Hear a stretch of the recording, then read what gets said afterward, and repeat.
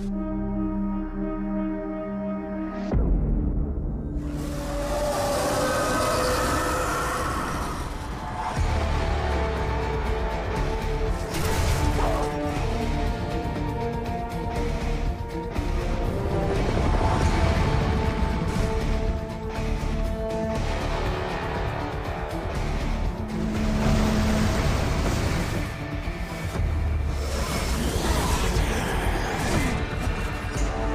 easiest way to describe what the Aftermath campaign is, in the context of Gears of War 3, near the end of the game, Marcus and Dom go off in one direction toward Azura, and they send Baird and Cole off to find some supplies.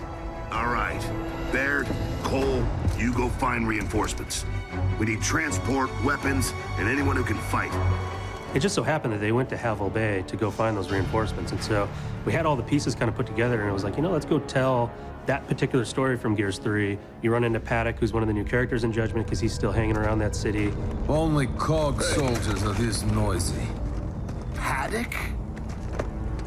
That sidearm can go back where you found it. I think it's really neat to see Paddock inserted into this point in the timeline of the Gears story. And it takes you back, and I think it's a point in time that everyone's going to be excited to see. Ultimately, it's a reward for fans. Paddock is a Groznian guy.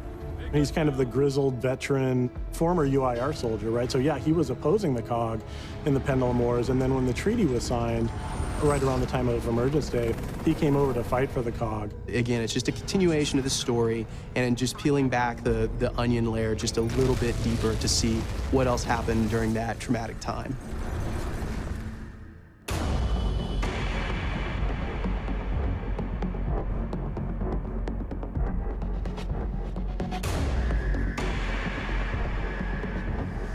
We built Aftermath in as an unlock.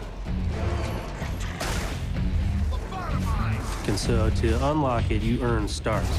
When you play through the main Judgment campaign, you're scored every section that you play through. We have a series of 3 stars that you can earn. You earn those stars by getting ribbons, headshots and executions and those kinds of things. Also just by playing through the mission. If you take a declassified mission, that will boost your stars. The declassification system changes the way that you play. It's an optional system that you can choose that'll actually add challenge and make it even more intense than it previously was. It also changes the testimony and changes the way that the story is told. The dust gunk things up pretty good, and the grubs were going in for close kills. Basically,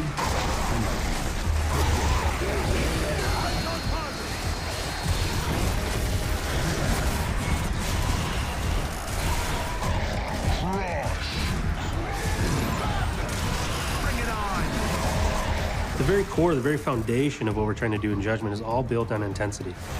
What led up to that is we had a lot of feelings that games get a little bit too easy these days, right? It's more about the experience as opposed to the challenge.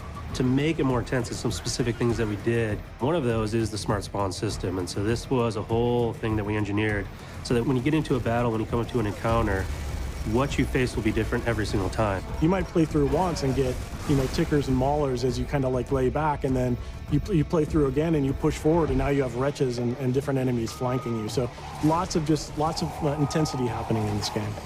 Systems like the Smart Spawn system are really cool for us as designers. I mean, yes, it's a challenge because it forces us to think in a different way. In the past, we could always say, okay, X, Y, Z is going to happen, and then when this ticker explodes, then the door is going to open, and a boomer's going to walk out, and we can script that experience. So it forces us to rethink a lot of the combat scenarios.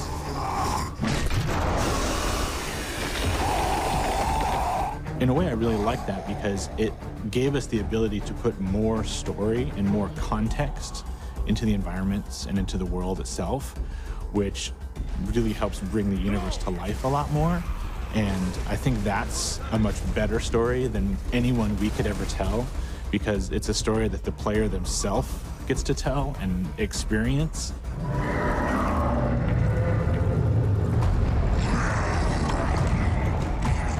For us, it's a process of evolution. We don't want to just give the same experience over and over again, because that's really an injustice to the fans.